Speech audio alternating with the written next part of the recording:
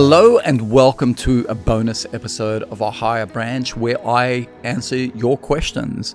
And over the last few weeks, we have had quite a few episodes that has sparked some debate, even some objection, some acknowledgement. And out of those, we have some questions. And this is a chance where I can actually engage with you and we have a conversation, kind of virtual conversation about some of these topics. You know, of course, I make my episodes short, sharp, and of 20-minute long, around 20 minutes, because I want this to be an episode where you can listen to on your daily commute quickly and you get on with other important things in your life. But out of those 20-minute episodes, some people have objections, some people have questions, some people have comments and points for clarification. So today's episode is dedicated to those, and I want to kick it off with the first. Now, it's not a question specifically from one of our listeners, but I did a recent episode. It was the tips to upgrade your life in 2024, and more recently, tips on how to live to 100, which talked about socializing as an important element to living a healthy and happy life. And we had a lot of positive responses to the importance of socializing. But there was a lot of people that were obviously introverts, and I love introverts just as much as extroverts. I live with introverts, who stated that they would rather be on their own or with a pet and not socialize at all. So I wanted to do a deeper dive into this topic and address those concerns from introverts specifically. And I'm going to put my lawyer hat on today and convince you of the importance of socializing. Now, if you are a new listener to this podcast, first of all, welcome, and hit that subscribe button so you don't miss any future episodes. But for all your existing listeners, you would know that I use a framework that I designed at the age of 19, my 8 areas of life. And one of those 8 areas of life, now if you're watching on YouTube, I'm going to flash a diagram depicting the 8 areas of life that fill 8 fundamental needs. And one of those is the tree of friendship. Why tree? Is because it's a metaphor from the 8 areas of life in my first book called A Higher Branch. It's a fable, and it uses trees as metaphors that were planted when you were first born. And one of those is a tree of friendship, which represents a fundamental human need for belonging, meaning that us humans are wired to feel like we belong to a tribe. And it is a primal instinct because we survived in tribes, and we survived in tribes where somebody hunted, somebody gathered, somebody cooked, somebody cleaned, somebody built huts. So we all have different skills and different strengths that we bring to that tribe. And so together we survived. So in the olden days, if we were banished from the tribe, that meant certain death. One, physical death, but also there was an emotional death before that because we went into a state of fight or flight. We panicked because we were alone. That memory of that feeling is encoded in all our genes. And it doesn't distinguish between extroverts and introverts. So with respect to that objection about I don't need people, it is a common misconception, and it is a modern myth. And it is one that is very dangerous. The research, and I'm not going to cite all of it because there's been hundreds of research, longevity researchers that overwhelmingly shows that it is absolutely imperative for our longevity, for our health, mental health, emotional well-being, physical health, that we have strong social connections, that we socialize regularly. So I want to just meet some of those objections about I don't need people. I just need my pets. And we even had one person who said that I've been hurt too many times, and I feel a lot safer when I'm on my own. So first I'm going to address the issue of the research. For all the introverts out there, the research, and I acknowledge this, does not say how long you need to socialize, but it talks about the frequency of socializing. And it said the research shows that socializing at least 5 times a week is important for your health.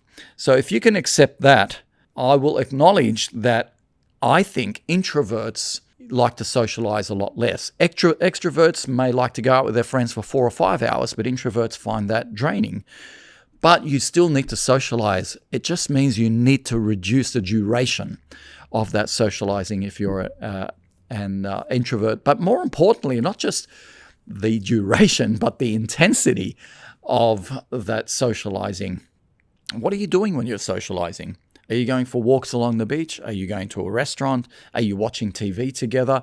Choose the type of socializing that lights you up and makes you feel safe and secure. So maybe you like somewhere quiet as an introvert, but you have some extrovert friends, right? Opposites attract sometimes. And so tell your extrovert friends, hey, for the next time that we socialize, can we do this? Can we play cards, or can we play chess, or can we watch a show that's a little bit more relaxing, or can we go for a walk? Can we go for a drive to the country and go to an apple orchard and buy some apples, whatever it is. So it's about the duration. So you need to manage your duration and the intensity of what you're doing during that socializing. But it does not mean you don't need to socialize. I'm sorry to say, there is no exceptions when it comes to our primal need for belonging. And socializing with friends fills that fundamental human need, whether you're an introvert or an extrovert. The difference is, as I said, in the duration and the intensity. And they're the 2 variables that you can control.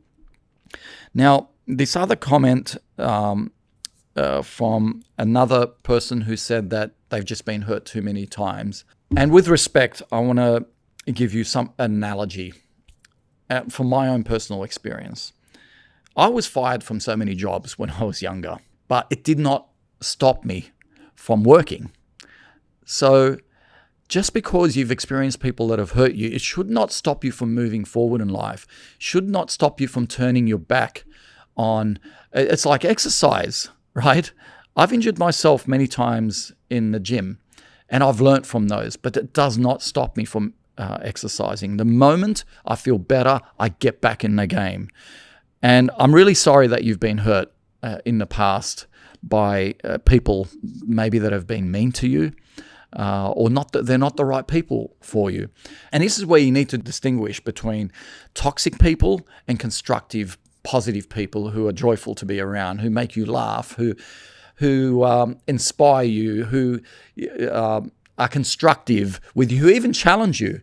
And so my message there is you need to avoid toxic people. And I talked about the telltale signs of what a toxic person is. So yes, don't be hanging around people that are always focusing on your faults, or who are jealous or envious of you, who are competitive with you, who betray your trust and confidence, who let you down and cancel plans, who flake on you, or people that only call you when they need something. Of course, stay away from those people.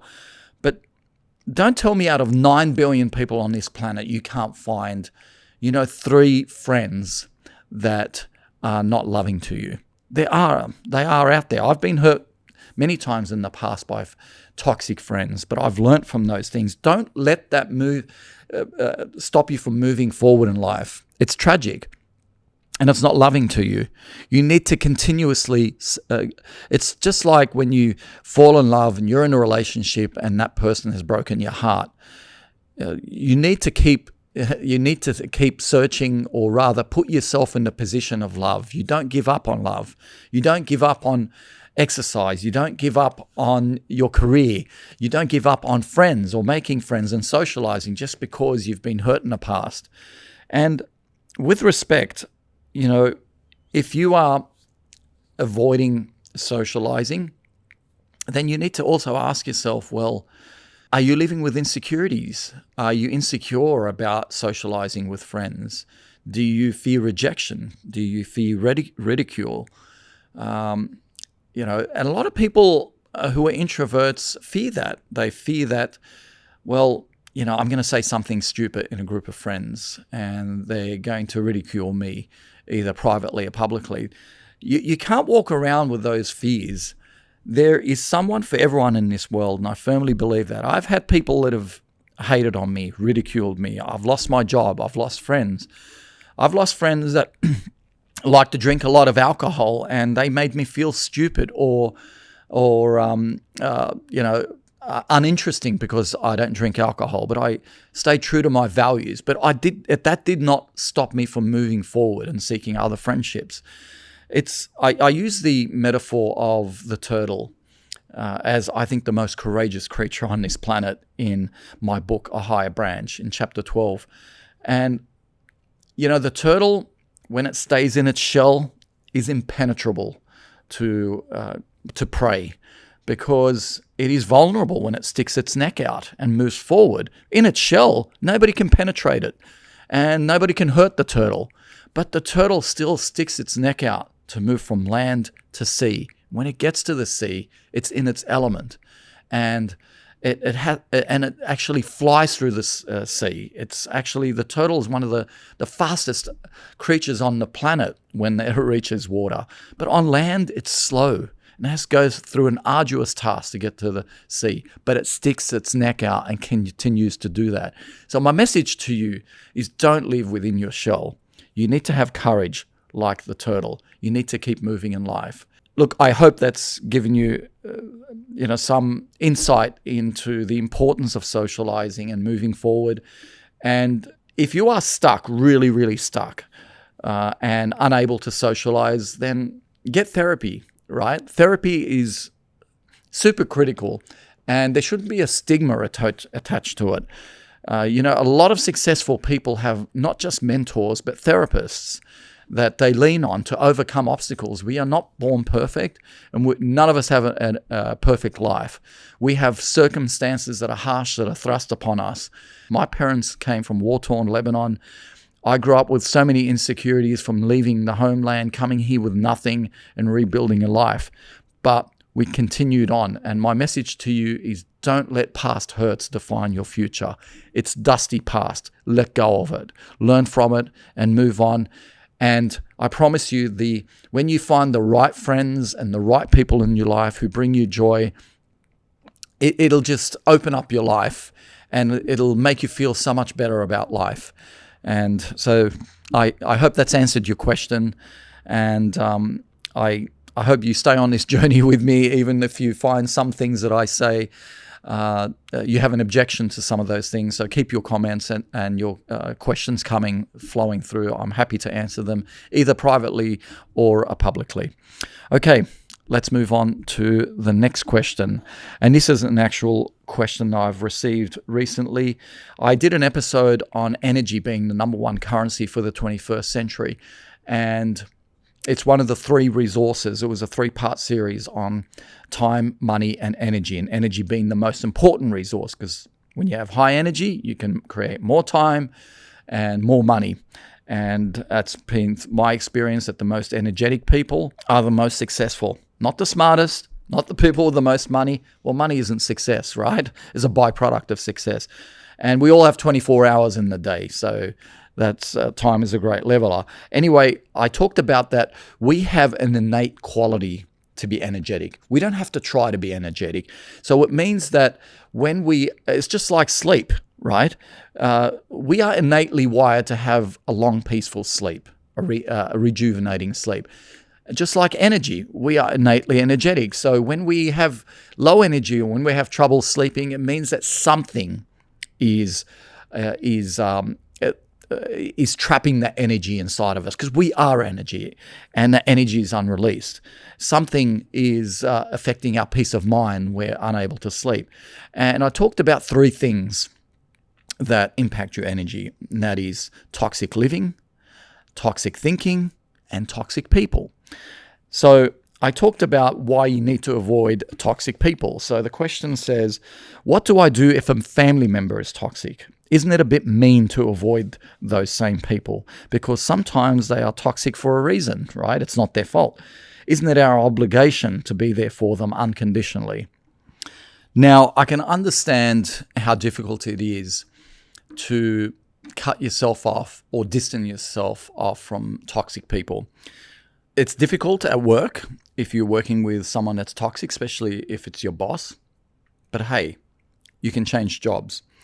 It's difficult with friends, but you can respectfully avoid friends that are toxic. It is difficult with family members because it's difficult to avoid family members, especially if it's close family members. And it is virtually impossible, right, to avoid your partner if they're toxic. But let me ask you this. Who's the most important person in the world in your life? The most important relationship you have in this world is the relationship you have with yourself. Your spirit, your essence, that little voice inside of you, that is the most important thing in your life. When you are not your thoughts, you are the person that witnesses your thoughts. So that essence of you, when toxic people hurt you, that is crushing your spirit for life. And it's not loving to you. We are all born on our own in this world, and we all die on our own in this world. So ultimately, our first relationship is to that spirit. Now, if you're a religious, that spirit is your relationship with God. And yes, God does teach love and tolerance, but God is also just. And it is not just to you, it is not fair to you to live a life that is continuously miserable if you have people that are toxic. You need to be careful how you define a toxic person. I've given you the telltale signs, and that is a summary of a lot of research that I've done in this area, because I have to confess I have a toxic family member that I've been managing all my life, and I've done so by minimizing my exposure to that person. And I've avoided toxic friends. I've avoided toxic people at work. I've worked for some toxic people. I just thought, this is not worth it. I'm getting another job. And now I'm an employer, when there's a toxic person, in the first month, we regrettably say, look, we have to part ways, right? You have a 6-month probation period for a reason, because I believe the most important thing you need to protect in your business is your culture. And if your culture is that of empathy, humility, camaraderie, innovation, moving forward, so someone who comes in with politics and a toxic culture, they don't belong there. And it is hard. I don't like to dismiss people, and it's not nice to dismiss people. You need to tell them. And this is something I've learned from my research, and I've witnessed from my own daughter, who's my absolute hero, because whenever she's come across toxic friends, she's actually sat down with them. She's not ghosted them. And she said, look, we are friends. We can't be friends any longer because I find our friendship to be toxic for me. And it's no judgment on you. We're just not compatible. And she's told them, not ghosted them, and told them that they can't continue to be friends. And I think that's the most honorable way of doing it, is just to tell someone without judgment, though. Don't criticize them and tell them that they're toxic. You just tell them that you're incompatible and that you have different things that you want in your life. And it's a tough conversation, but it's better than ghosting people. And you need to set boundaries with people in your life that you just simply can't avoid, like your family members. And you set your boundaries by saying that your health is important. Go through the 8 areas of life and say, my health is important. My work is important. And I use health as an example because you might have friends that are toxic because they don't value eating healthy. They don't value exercise or sleep. And they may take recreational drugs or drink too much or don't exercise or eat the wrong foods. And you find that that's becoming toxic for you, and you need to avoid that. And so you minimize your exposure to them. So in one of those episodes, I talked about some of the methods for avoiding toxic people with respect. And one of those is to, if you can't avoid them, then have gatherings where there's lots of other people who act as a buffer. The other thing is to be respectfully unavailable a lot of the times where they seek one-on-one time with you. It's those times when they call you when they need something, only when they need something. It's about them all the time. Then you become unavailable, as hard as it is. You need to give yourself permission to say nobody and nothing is worth my health and happiness, right? I'm going to repeat that. Nobody and nothing is worth my health and happiness in this world.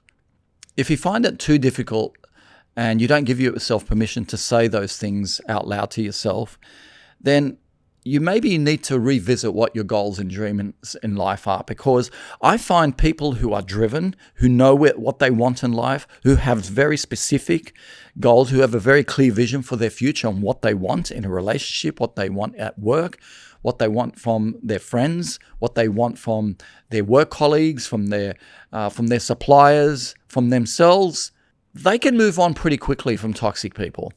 And they do so really without any guilt or shame, and neither should you. So another thing I want you to do is, if you find it difficult, is go back and revisit your goals and dreams in the 8 areas of life and say, am I excited about the future? And if I'm not, then I need to be a lot clearer about my goals, because goals should be so exciting and should, when you wake up in the morning, that's all you think about, not languishing and being dragged by toxic people, no matter who they are, because you're a person with a mission. People on a mission don't really have time to feel guilty about avoiding toxic people. Okay, I hope that's answered your question. And as I said, it is tough to do, so I really sympathize with you, but it's a skill that you can develop over time. Now let's move on to the next question. Why is that every year when I set New Year's resolutions, I can never find the motivation to stick to them? I see people setting goals and accomplishing them, and it makes me feel like it shouldn't be so hard. Please help. Okay, this is a common problem, absolutely. A lot of people make New Year's resolutions, used to actually. People have given up on making New Year's resolutions because they know they're not going to stick to it. So New Year's Day has just become like any other ordinary day for a lot of people. But obviously you're setting New Year's resolutions, and you're setting yourself up for failure because you're not sticking to them. So number one is, are these goals really goals that light you up? On a scale of 1 to 10, if it's not a 9 or a 10 out of 10 for these goals, then you're just simply not going to stick to New Year's resolutions. Number two, and I'm going to record an episode on this coming up called the 3 rules for setting goals. So number 2 is you need to have a complete set of goals in the 8 areas of life. Now, if you are new to our podcast and you're watching it on YouTube, I'm going to put the diagram up right now on what the 8 areas are. But if you're listening to us on audio, they are health, love, family, work, friendship, learning, wealth, and charity. And you can go to our website, ahigherbranch.com, and you'll see that diagram on the home page when you scroll down. So you need to have goals in each of the 8 areas of life. If you make New Year's resolutions that are a little bit scattered without a framework, you're not going to stick to it. But I'm going to give you 2 more tips, because why is it that some people stick to their New Year's resolutions and focus on daily goals and they're just moving forward, and others don't? There's obviously something that they do that's different, right? So what is it? Now, is it motivation? Kind of. Motivation is fleeting. It comes and it goes, right?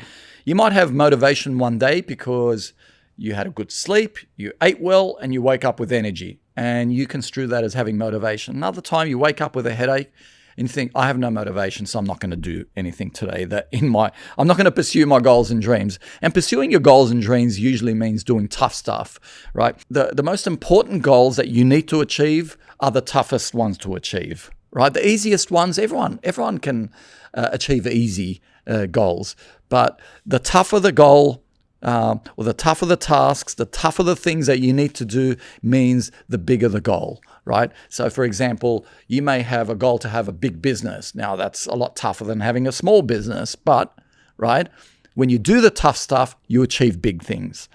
Now I'm not saying that small goals are not important as well, but you get my drift. So Obviously, motivation is fleeting, but it is important. It's important to start something, but it doesn't work to stick with something, right? So motivation is good to start, but not to stick. So it's motivation coupled with rituals, which are daily rituals. So in any business, you have systems. You have workflow management systems.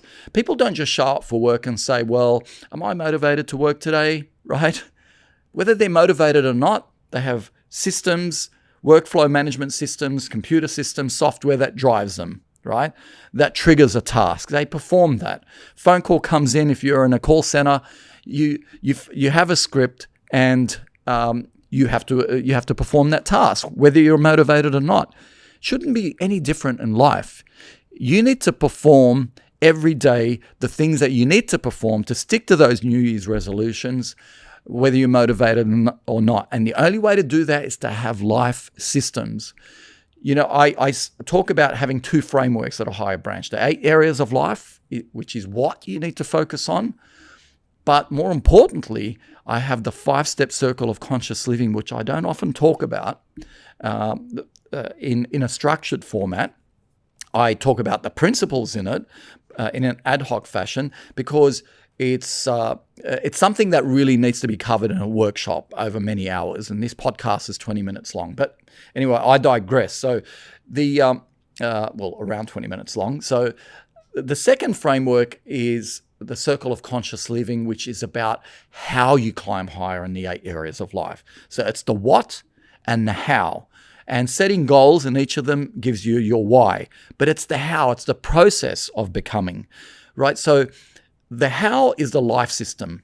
The circle of conscious living, and I've got a book coming out on it, is what I call my operating system for life.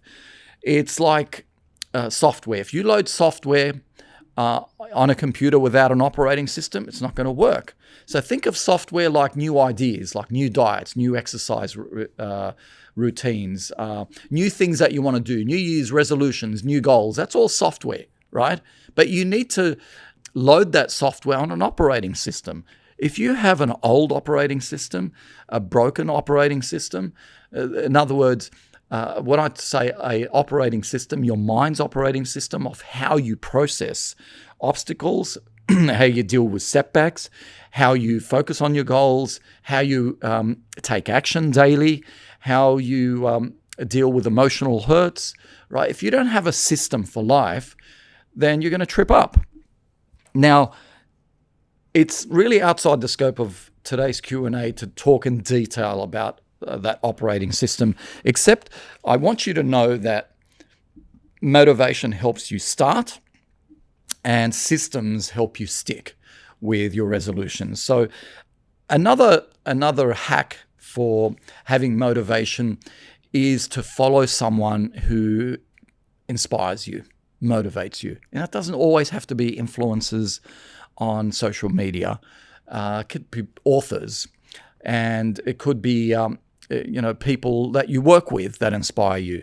And it could be people that inspire you in some areas of life, but not other areas. So inspiration and motivation, and even the people that you follow, right? You shouldn't hold them to a godlike perfection standard, because I follow some influencers that I know personally, and I'm absolutely motivated and inspired by them. But I also don't see them as perfect people. No one is perfect on that planet.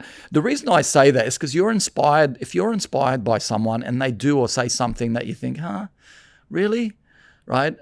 Don't let that be your cue to stop being inspired and motivated by them. You need to continue being motivated by what they do. And yes, people will say and do some stupid things. We've all done it. I do it. You do it. Our heroes do it. But pick someone. The point is to pick someone that motivates you and that inspires you. And that can be a person. On those days when you lack motivation, you listen to one of their clips on YouTube, or you listen to one of their clips, you listen to a podcast of theirs, or they've appeared on a podcast.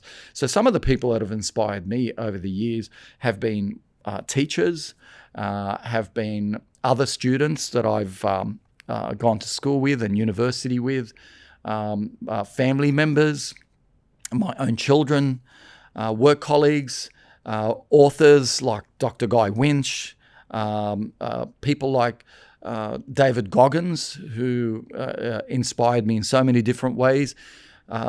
If you don't know who David Goggins is, look him up. Absolutely inspirational person.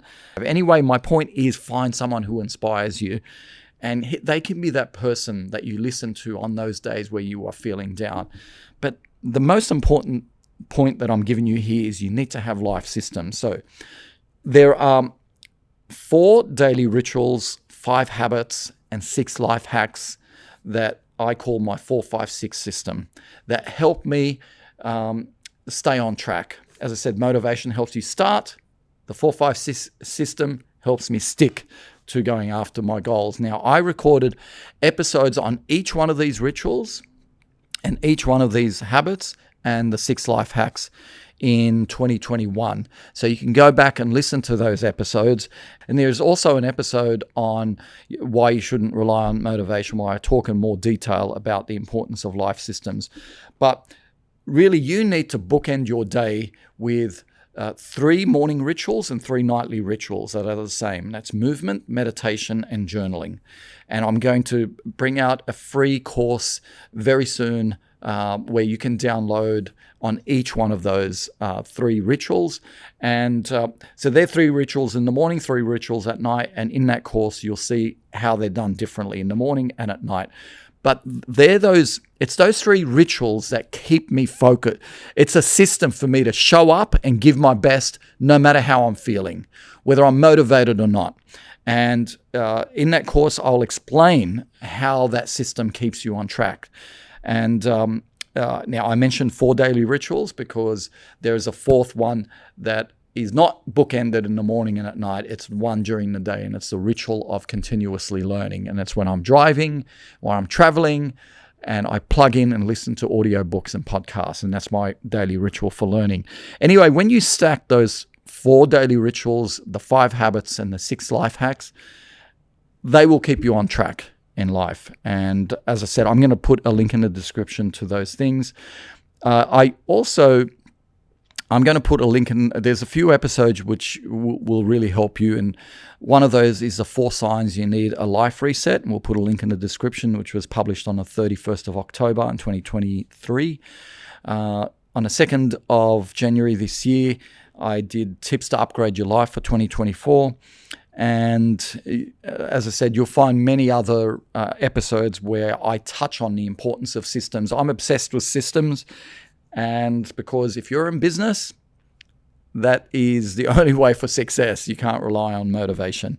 And people don't just turn up and say to you, okay, what do you want me to do, right? You have systems. They know what to do. And it's like that in life. Okay, well, I hope I've answered that question. The episode today has gone a little bit longer, so I'll reserve the next few questions to my next Q&A session. Thank you for listening, and keep those questions and those comments coming through. Even objections, I really don't mind criticism. I take all criticism as constructive, and also my cue to have a conversation with you. So please keep them coming, and follow me on social media. You can send this direct email through the website, but please follow me on social media. If you're watching on YouTube, I'll bring up the links now, but you can search for me under Sam McCool or under a higher branch. And if you know anyone in your life to start the year in 2024 that you want to start on a new journey, and you have people in your life that you love and care about, and you want them to come on this journey of self-development with you and self-improvement, do so in a respectful manner. Don't overwhelm people with your enthusiasm, but do so by sharing my episodes with them.